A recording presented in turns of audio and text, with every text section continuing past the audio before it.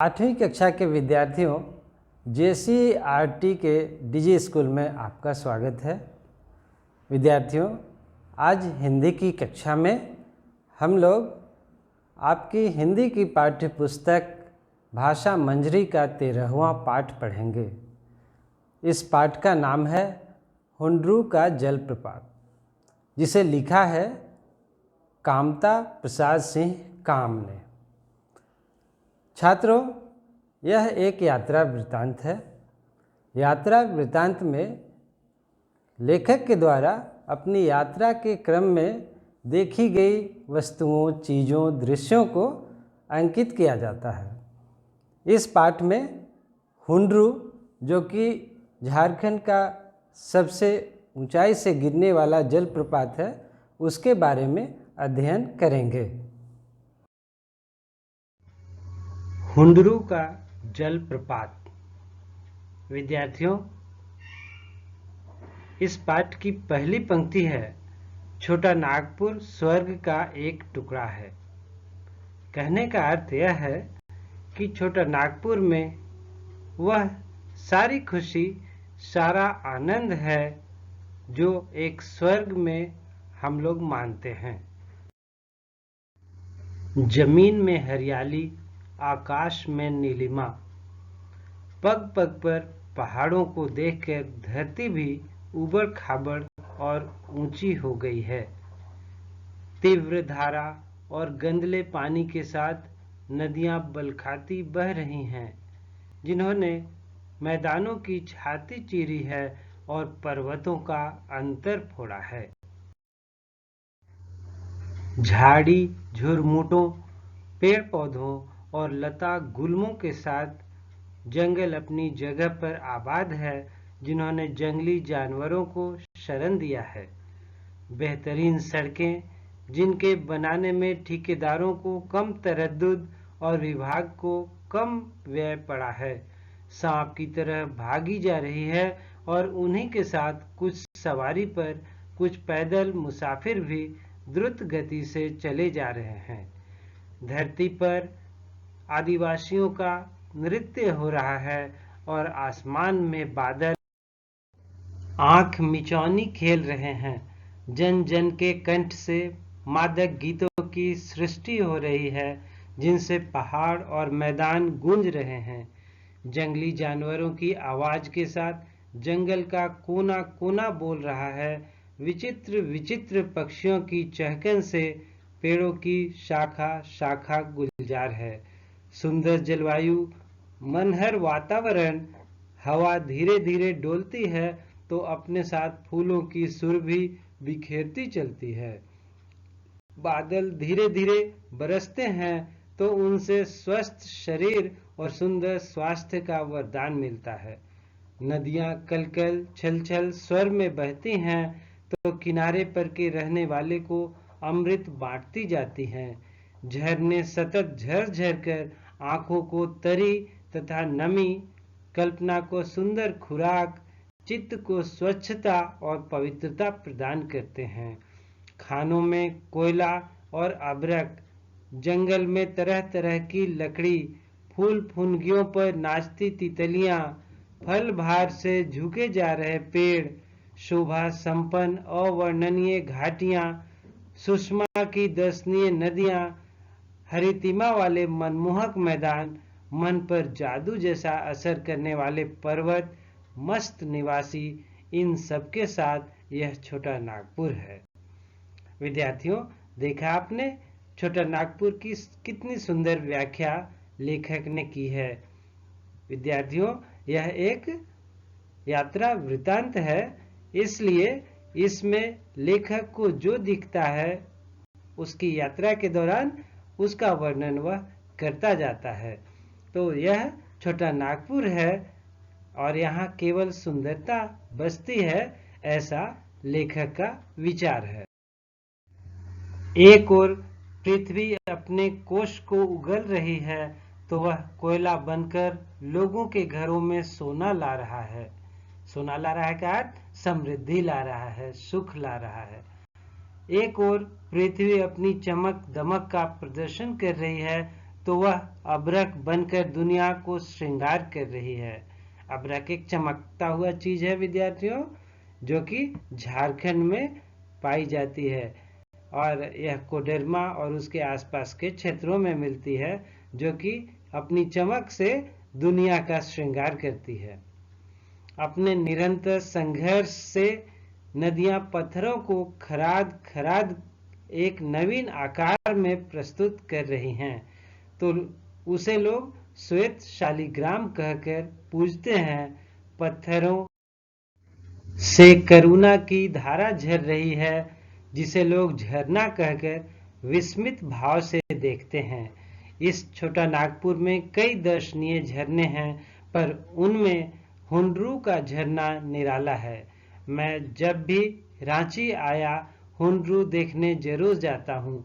यह झरना है जिसने मेरे मन प्राण पर जादू किया है। यह झरना है जिसकी स्मृति भूलती नहीं। यह झरना है जिसके बारे में लिखते हुए मैं अघाता नहीं। रांची से पुरुलिया वाली सड़क पर 14 मील होता है 1.6 किलोमीटर। 14 मील जाने के बाद एक सड़क मिलती है जिससे हुंडरू पहुंचते हैं। पुरुलिया रोड से उसकी दूरी 13 मील है। यूं रांची से हुंडरू 27 मील दूर है। महात्मा गांधी ने कहा है कि साध्य की पवित्रता और महत्ता तभी है जब उसका साधन भी महान हो। महान मंजिल पर पहुंचने के लिए मार्ग भी महान ही चाहिए। जैसा हुंडरू का झरना वैसा उसका मार्ग। रांची से चलने वाले मुसाफिर को झरना पहुंचने तक ऐसे ऐसे सुंदर मैदान मिलते हैं कि वहां थोड़ी देर ठहर कर टहलने की इच्छा होती है। ऐसे जंगल दिखाई पड़ते हैं जिनकी विभीषिका से शायद बाघ को भी डर लगता हो, और बीच बीच में पहाड़ी, उस पर झाड़ी, सब दर्शनीय, सब वर्णनीय। चूंकि महीना अगस्त का था, इसलिए धान की क्यारी भी न्यारी हरियाली थी। बल खाती सड़क जिस पर चलने में आनंद आए, पथरीली जमीन एवं पत्थर की छाती चीरकर बहने वाली पतली नदी जिसके देखने में आनंद आए, पेड़ों पर चहकती चिड़िया जिनकी चहक सुनने में आनंद आए, सब मिलकर आनंद को कई गुना बढ़ा रहे थे। हवा यूं डोल रही थी जैसे सलाह लेकर डोल रही हो। छोटा नागपुर के निवासी सादगी के अवतार और गरीबी की मूर्ति, जिनकी रहन सहन में 100% कला बसती है, मार्ग में यूं खड़े थे जैसे मेरा स्वागत कर रहे हों। मकई के पौधे कहीं कहीं अगल बगल में यूं लहरा रहे थे जैसे यहाँ वालों की किस्मत लहरा रही हो। इस प्रकार मार्गदर्शन का आनंद लेते हुए हम हुंडरू के पास पहुंचे। एक बार मन ही मन मैंने झरने को प्रणाम किया। पहाड़ पर पानी की यह अजीब लीला है जिसका मुकाबला न रामलीला करे न रास लीला। पानी का इस प्रकार उछलना कूदना, धूम मचाना और उसकी यह आवाज जैसे 10-5 हाथी एक बार चिंगाड़ रहे हों, जैसे 10-5 ट्रेन के इंजन एक साथ आवाज कर रहे हों, जैसे एक साथ कई हवाई जहाज चक्कर काट रहे हों, या जैसे कई सहस्र नाग एक साथ फन फैलाकर फुफकार कर रहे हों। पहुंचने के साथ यात्री के कानों में ऐसी ही आवाज पड़ती है। और अब झरना देखने लगा। वातावरण की पवित्रता ऐसी कि मालूम होता है मानो हम देवलोक के समीप पहुंच गए। है क्या यह? युग युग से पानी का आघात है, पत्थर की बर्दाश्त है, और यूं एक प्रकार से यह पत्थर की क्षमता का प्रदर्शन है। पर एक पत्थर ऐसा भी है जिसकी छाती को चीरकर पानी निकलता है। यूं एक प्रकार से यह जल की क्षमता का प्रदर्शन है, जिसके सामने पत्थर भी मात है। हाँ, पत्थर मात है करुणा के सामने, प्रेम के सामने, जिसके अपार बल के स्वरूप पत्थर की छाती से धारा फूटती है, पत्थर की आंख से आंसू निकलते हैं और पत्थर का कलेजा पिघल जाता है। पहाड़ पर नदी का यह खेल है। यह नदी है स्वर्ण रेखा, जिसके उद्गम से 50 मील आगे आकर हुंडरू का यह झरना है। स्वर्ण रेखा नदी रांची, धनबाद, सिंहभूम एवं बालासोर जिलों से होकर बंगाल की खाड़ी में गिरती है। नदी जहां पहाड़ को पार करने की चेष्टा में पहाड़ पर चढ़ती है, वहां पानी की कई धाराएं हो जाती हैं, और जब सबकी सब धाराएं एक होकर पहाड़ से नीचे गिरती है, एक विचित्र दृश्य दिखलाई देता है। यही झरना है जिसकी ऊंचाई 243 फुट है। उजला पानी ऐसा प्रतीत होता है कि पानी के चक्कर और भंवर में पिसकर पत्थर का सफेद चूर्ण गिर रहा है। कभी ऐसा भी मालूम होता है कि रुई धुनने वाला अपनी धुनकी पर रुई धुन कर ऊंचे बैठा हुआ गल्ले को नीचे गिरा रहा है। बचपन में हवा की मिठाई लेकर फेरी वाला आता था तो उसका रंग लाल होता था। प्रतीत होता है वैसी ही, लेकिन उजले रंग की हवा की मिठाई लेकर पर्वत आज स्वयं फेरी देने निकला है। और कहीं कहीं बीच में चट्टान पर जब प्रबल धारा गिरती है तो संघर्ष से इंद्रधनुष जैसा रंग उत्पन्न होता है। जान पड़ता है कि सतरंगा पानी हवा में उड़कर विलीन हो रहा है या हवा में उड़ता इंद्रधनुष फरफरा रहा है।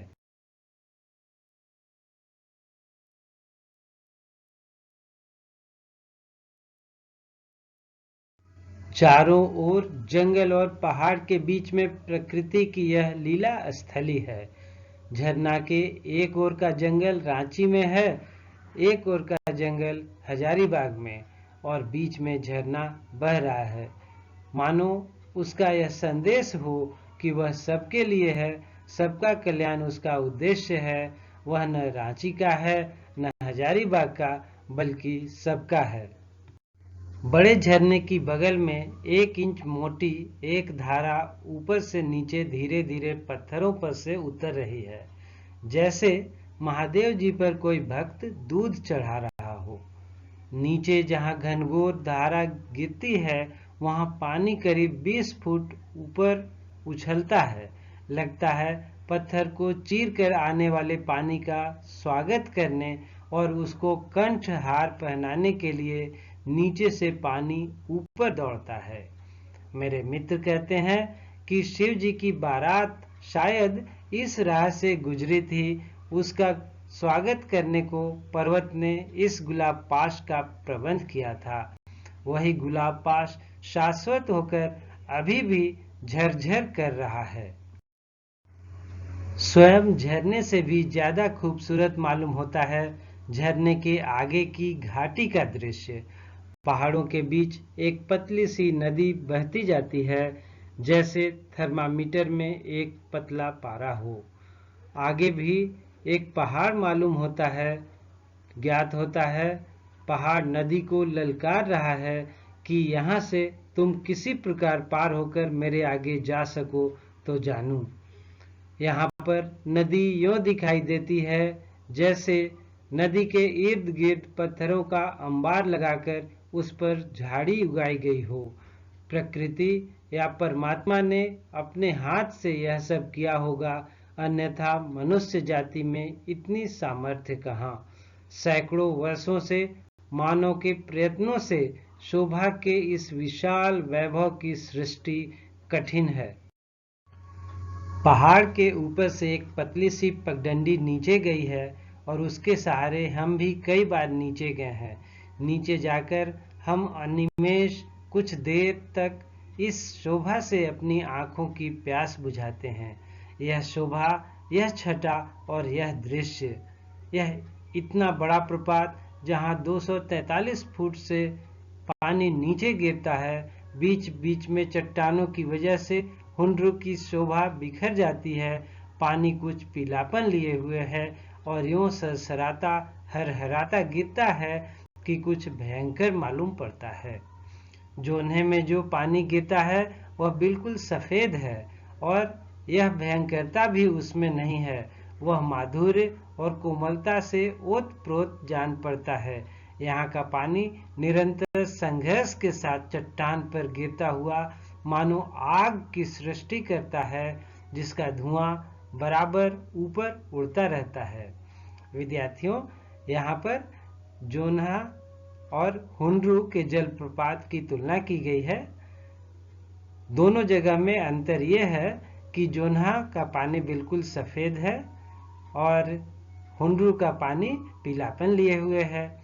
जोन्हा का जलप्रपात एक प्रकार से शांत है, वहां भयंकरता नहीं है, जबकि हुंड्रू में ऐसी बात नहीं। हुंड्रू के जलप्रपात में भयंकरता है। यहाँ पर निरंतर संघर्ष दिखाई पड़ता है और लेखक को लगता है कि जैसे यहाँ आग की सृष्टि हो रही हो और धुआं बराबर ऊपर उड़ रहा हो। हुंड्रू का पानी कहीं सांप की तरह चक्कर काटता है, कहीं हरिण तरह छलांग भरता है और कहीं बाघ की तरह गरजता हुआ नीचे गिरता है। सारा पानी एक जगह सिमटकर जहां नीचे गिरता है, उस जगह इसका रूप बहुत विशाल और भयंकर हो गया है। उस जगह हाथी भी जाए तो धारा के साथ कहां चला जाए इसका पता मिलना मुश्किल है। इसके बाद धीरे धीरे मंथर गति से इसका पानी नदी के रूप में, जिसको देखने के लिए दिन रात दर्शनार्थियों का तांता लगा रहता है। यहाँ डिस्ट्रिक्ट बोर्ड की ओर से एक बंगला बनवा दिया गया है, लेकिन खाने पीने के सामान का यहाँ भी अभाव है। हुंड्रू जलप्रपात की भीड़ और चीजों का अभाव देखकर ख्याल आया कि यहाँ के लोग सचमुच अव्यावहारिक हैं। अगर किसी दूसरी जगह में ऐसा झरना होता तो वहाँ के लोग इसके पास दुकान वगैरह सजाकर अपने लिए आय और दूसरों के लिए सुविधा की व्यवस्था कर देते। धन्य हुंड्रू, किस युग से किस महाकवि की वाणी, किस संगीत की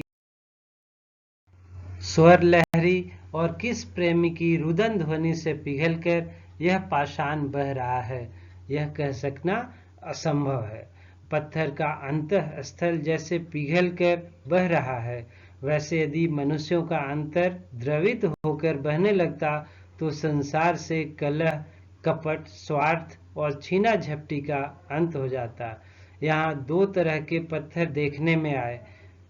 एक वह पत्थर है जिसका अंतर फोड़कर विशाल झरना झर रहा है, और एक वह भी पत्थर है जिस पर न जाने किस युग से पानी की यह धारा गिर रही है, पर वह जरा भी विचलित नहीं होता, ज्यों का त्यों खड़ा रहता है, घिसता भी नहीं, धंसता भी नहीं, खिसकता भी नहीं। 243 फुट का यह प्रपात निराला है। सुंदरता यहाँ साकार हो गई है और वर्णन शक्ति को यहाँ और भावों की कमी हो गई है। विचित्र शोभा है जो कभी पुरानी नहीं पड़ती, और धन्य प्रपात है जो सदा एक सा बह रहा है। अविरल और अविचल दोनों का उदाहरण यहाँ एक बार में उपस्थित है। दानी दान करता है तो गुमान करता है, पर युग युग से न जाने कितना पानी यह पहाड़ दान कर चुका, पर इसको कोई अभिमान नहीं है। अंधे आवाज सुन लें तो प्रवाह का अंदाज लगा लें, और बहरे प्रवाह देख लें तो आवाज का अंदाज लगा लें। समुद्र गंभीरता के लिए प्रसिद्ध है, तो यह हुंड्रू अपनी चपलता के चलते मशहूर है। किंवदंती यह है कि इस हुंड्रू से 7 मील पर कुछ लोगों ने एक प्रपात देखा है जो इससे कई गुना बड़ा है, पर वहां जाने का रास्ता इतना बीहड़, घनघोर और भयंकर है कि जंगल के उस भाग में पहुंच सकना दुश्वार है। अगर बात सही है तो जंगल विभाग को उसका ठीक पता लगाकर वहां तक मार्ग का निर्माण कर देना चाहिए, जिससे वह प्रपात भी जनता के सामने आ सके। जो भी हो, हुंड्रू दर्शनीय है, इसकी याद भूलने की नहीं। कितने दिन गुजर गए, लेकिन पानी आंखों के सामने उसी प्रकार उछल कूद मचा रहा है। विद्यार्थियों, प्रस्तुत पाठ में झारखंड की प्राकृतिक सुषमा का बड़ा ही मनोरम चित्रण किया गया है। लेखक द्वारा अपनी यात्रा के क्रम में पड़ने वाले जंगल, नदी और पहाड़ के लुभावने दृश्य के साथ साथ जनजातीय लोक संस्कृति का रोचक वर्णन सौंदर्य बोध और कौतूहल जगाए रखता है। यह यात्रा वृतांत जब लिखा गया था तब झारखंड एक अलग राज्य नहीं बना था। वर्तमान में परिस्थितियां बदल गई हैं, मगर इस यात्रा संस्मरण से हमें पूर्व में मौजूद यहाँ के वातावरण एवं परिस्थितियों का पता चलता है। यहाँ छोटा नागपुर शब्द का आशय वर्तमान झारखंड से है। तो विद्यार्थियों, आज के पाठ में इतना ही। अगले पाठ में फिर भेंट होगी। तब तक के लिए धन्यवाद।